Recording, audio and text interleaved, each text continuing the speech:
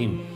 خب امروز به قسمت دوم از داستان ابوطلحه انصاری رسیدیم، کسی که مهریه همسرش اسلام بود، ام سلیم، و داستانش امیدوارم دیگه از دیروز تا به حال فراموش نکرده باشید که چگونه ام سلیم برای اینکه اون به اسلام هدایت بشه و به اون سمت هدایت و نور بیاد، به جای طلا و نقره و مال دنیا اسلام رو مهر خودش قرار داد و برای این توضیح داد حقیقت اسلام چیه و زمانی که این فهمید اسلام رو پذیرفت و رفت بود خودش رو شکست و در بیعت عقبه با پیامبر خدا صلی الله علیه و آله جزو 70 نفری بود بیعت کرد و از اون روز به بعد در همه مکانها، در همه موقعیت‌ها در کنار پیامبر خدا صلی الله علیه و آله بود، در همه جنگ‌ها شرکت داشت. اما نقش ابوطلحه انصاری در جنگ احد نقش دیگری بود، حالت دیگری بود، یعنی اصلا کاملا متفاوت بود.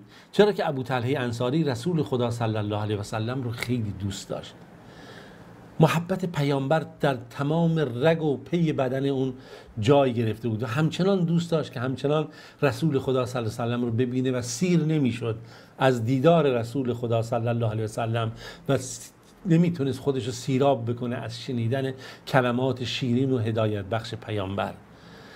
وقتی در برابر پیامبر قرار میگرفت مثل یک پیکر ثابت بی تحرک بود و فقط گوش میکرد. به پیامبر میگو یا رسول الله، جان من فدای تو باد و من خودم رو برای تو قرار دادم، وجود خودم و ذات خودم رو فدای تو میکنم. و در روز جنگ احد که اشاره کردیم که در اون شرایط ویژه‌ای که مسلمانان قرار گرفتن و عملاً به صورت گازنبوری در یک شرایط ویژه بودن و شایعه شد که رسول خدا صلی الله علیه و آله به شهادت رسیده، چرا که وقتی پیامبر دندان مبارکش به شهید شد و حلقات زره در پیشانش فرو رفت و زخمی شده بود، اینها ناچار شدن از کوه بالا برن و تعداد اندکی از یاران کنار پیامبر بودن و نیروهای ویژه به عبارتی کماندوهای خالد بن ولید از هر سو حمله میکردن تا بتونن که به رسول خدا صلی الله علیه و آله هم آسیب برسونن و هر کسی از اون افرادی که بود به یک طریقی خودش رو جلوی این نیروهای ویژه قرار داده بود. یکی از این افرادی که در اون شرایط قرار گرفته بود کی بود؟ ابوطلحه انصاری بود. این تمام نیروی خودش رو و تمام توان خودش رو برای دفاع از رسول خدا صلی الله علیه و آله قرار داده بود. خودش رو جلوی پیامبر قرار داده بود، مثل یک کوهی محکم ایستاده بود و پیامبر خودش رو سپری کرده بود برای اینکه مبادا تیری به پیامبر خدا صلی الله علیه و آله بخوره و همچنان چون تیرانداز قوی و ماهری بود تیر در کمان میکرد و تیرها رو پرت میکرد. تیرها هم دقیق به هدف میخورد. تیری نبود که این رها بکنه مگر اون تیر به یکی از کسانی که قصد حمله به پیامبر خدا صلی الله علیه و آله داشت برسه و اون کشته بشه و یکی پس از دیگری داشت سپاهیان مشرکین رو در اونجا بر خاک و خون میغلطون. و پیامبر خدا صلی الله علیه و آله وقتی که این صحنه رو میدید و این زیبایی رو میدید که این گونه داره جان فشانی میکنه و دفاع میکنه، میگه پدر مادرم فدای تو، به ابی انت و امی، اونو بزن اینو بزن، تیرت خطا نکنه. پیامبر دعا میکرد و اون میگه یا رسول الله، گردن من در برابر گردن شما، سینه من در برابر سینه شما، پدر مادر من فدای شما و من نمیذارم به شما آسیب برسه، من خودم رو فدای شما میکنم. میگه یکی از مردان یک موسیقی از مسلمانان که در اون میدان داشت از کنار در شرایط جنگی بود داشت میرفت، در حالی که با خودش یک جعبه تیری داشت، پیامبر خدا صلی الله علیه و آله صداش داد نگاه کن اون تیراتو که دیگه بنداز، کجا میری؟ تیرها رو بنداز یا بده دست ابوطلحه که تو خود کجا داری خودت میری، حداقل تیرات بنداز خودت که داری میری.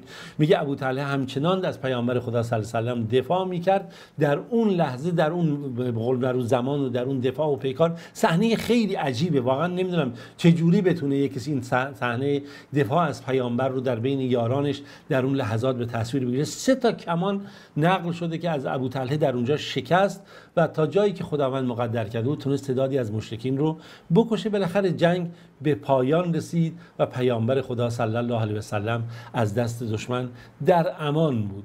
ابوطلحه تمام زندگی خودش رو گفتیم که وقف راه خدا کرده بود، در خوشی، در ناراحتی، در همه چی در فکر این بود که در راه خدا بخشش بکنه و خیرات بده و کاری رو انجام بده. نقل شده که ایشون یک باغ بزرگ خوبی از انگور و درخت خرما داشت و در مدینه میشه گفت جز بزرگترین باغ‌ها بود و بیشترین محصولات رو داشت و بهترین محصولات رو و آب شیرینی هم در این باغ بود. میگه یکی از این روزها که ابوطلحه داشت زیر سایه یکی از این درخت‌ها بالاخره داشت نماز میخونه، احتمالاً تاک انگور یا هر چی بوده، پرنده زیبا خوش صدا در اینجا شروع کرد به خوندن. رنگ سبزی هم این پرنده داشت، نوک قرمزی هم داشت، حالا چه بود، و پاهای خیلی خوش زیبایی هم داشت و خوش رنگی. ابوطلحه یه دفعه در حال نماز این حالت این بالاخره که روی درخت و این بالاخره آوازخوانی این پرنده حواس اون رو به خودش جلب کرد. در یه لحظه خوشش اومد از این صحنه. خب صحنه خیلی دلانگیزیه. یه دفعه به خودش افتاد تو نماز هست. حالا یادش رفت که این 2 رکعت نماز خونده یا 3 رکعت نماز خونده. یه چیز خیلی عادی که برای همه ممکنه پیش بیاد.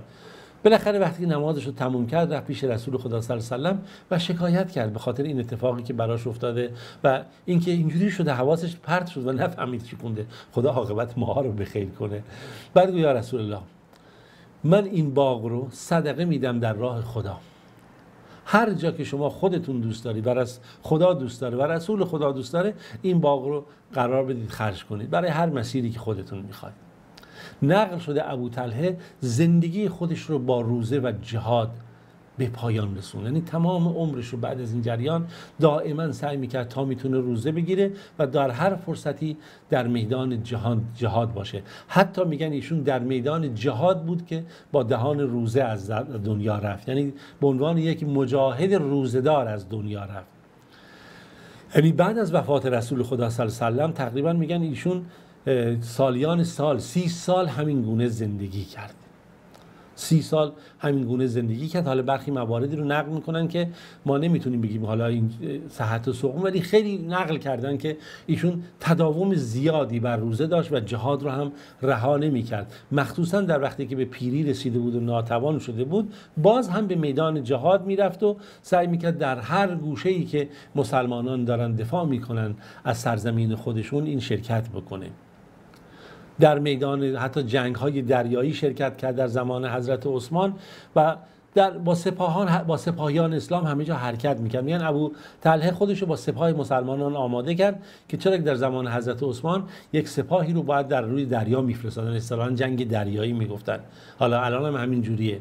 پسراش بهش گفتن بابا خدا تو رو مورد رحمت قرار داده، به تو خیر داده، تو دیگه بس الان پیر شدی، تو کجا میخوای بیای؟ تو با پیامبر خدا فضیلت داشتی، در جنگ شرکت کردی، در زمان ابوبکر بودی، عمر بودی، الان ول کن، بشین راحت باش و زندگی بکن، ما خودمون به جای تو داریم میریم میجنگیم. ابوطلحه قبول نکرد، گفت نگاه کنید خداوند میگه انفروا خفافا و ثقالا، برای میدان جنگ سبک و سنگین برید، فرق نمیکنه. من هم دوست دارم در این میدان جنگ شرکت کنم. میگه منظور من اینجا اینه که پیرمرد باشید یا جوان باشید، خدا سنی رو تعیین نکرده و من نمیخوام مگر اینکه من در این جنگ شرکت کنم. میگن ابوطلحه بالاخره در همون جنگ شرکت کرد، روی کشتی بود با سپاه مسلمانان که در وسط دریا بیمار شد، بیماری شدیدی گرفت و ایشون بالاخره این دنیا رو ترک کرد و مسلمانان میگه به دنبال جزیره‌ای گشتن که بالاخره پیداش بکنن، چون که در اون موقع خب شرایط این گونه بود. حالا بحث‌های فقهیش اینجا بماند.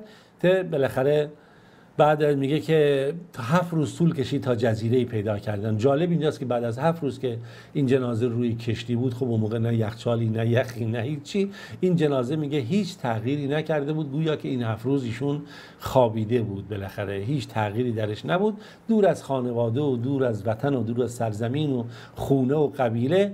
ابوطلحه در یکی از این جزایر دفن شد و به دور از هر آنچه که بود جز چی؟ جز ذکر خدا و خیری که خدا واسش فراهم کرده. جالبه که انس ابن مالک نقل میکنه، گفتیم پسر ام سلیم نقل میکنه که در روز جنگ حنین که پیامبر گفت که هر کسی رو کشته مثلا غنایم مال اون باشه، 20 نفر از اون دشمنانی رو که حمله کرده بودن پیامبر رو در شرایط حساس قرار داده بودن. جنگ حنین هم میدونید در جنگ‌های خیلی حساسی بود. غزوه حنین میگه 20 نفر رو این تونسته بود ایشون بکشه و این غنایمش بهش برسه.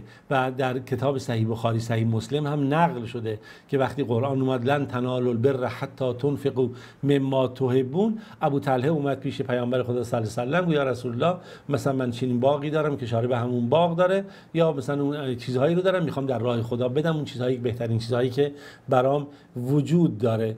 میگه که خیلی عجیب بود که رسول خدا صلی الله علیه و سلم میدید ابو طلحه رو و لذت میبرد از این حالتی که ابو طلحه داره. جالب که انس بن مالک میگه که از ابو طلحه که روز ابو طلحه به ام سلیم گفت که شنیدم که رسول خدا صلی الله علیه و سلم صداش ضعیف بود و احساس گرسنگی میکرد، یعنی گویا که پیامبر حالت خوبی نداره، میشه کمی نون و بالاخره اینها آماده بکنید و غذا آماده بکنید و من میرم پیامبر میگم بیاد. و جالب بود که وقتی پیامبر میگه، پیامبر بالاخره میگه تنها من گرسنه نیستم، تعداد دیگه از یارانم هم تو مسجد گرسنن، که همه میان اونجا و خیر و برکت این سفره و بالاخره این غذا شامل اونها میشه. خدا در این غذا برکت و خیر قرار میده که اصلا خیلی عجیب و غریب هست همین داستانهایی رو که ما با همدیگه داریم گاهی نقل میکنیم. میگن که انس بن مالک میگه ابی طلحه برای بعضی از کارهاش مثلا بیرون میرفت، مثلا کاری رو انجام میداد، وقتی مثلا شب میشد مثلا میدیدی که برگشته که در حالی که به مردم خیرات و اینها رو انجام داده. حتی یک داستان خیلی عجیبی حالا من میخوام بگم، این یک به ذهنم اومد. میگن یک بار فرزندش از دنیا رفته بود، وقتی که برگشت خونه به همسرش ام سلیم گفت که این کجاست هم فرزند من؟ ام سلیم گفت که خب اون آرام شده، در همون جایی که هست الان آرام هست، راحته. طوری جمله رو گفت هو اسکن مما کان، اون آرام هست در اون جایی که هست. این فکر کرد این خوابیده، براش غذا رو آورد، غذا رو خورد و بالاخره اون شب رو هم خوابیدند و فرداش که شد بالاخره بهش خبر داد که بیا پسرت اینجوری از دنیا رفته. و این حالات ایمانی که در این حالات و در چهره‌ها و رفتارهای اینا ما می‌بینیم که حتی پیامبر خدا صلی الله علیه و سلم این خیر و برکت و رحمت رو در مورد اینها گفته. اینها قصه نیست، اینها واقعیت هایی است که بر اساس این واقعیت ها ما میتونیم به یک حقیقتی برسیم و درک بکنیم. نسلی برگزیده که نسلی که خداوند اونها رو برگزید برای هدایت بشریت، برگزید برای اینکه الگوهایی برای دیگران باشن تا قیام قیامت. خب تا روز دیگه و قصه دیگه در پناه خدای متعال باشید. خدایا رو نگهدارتون.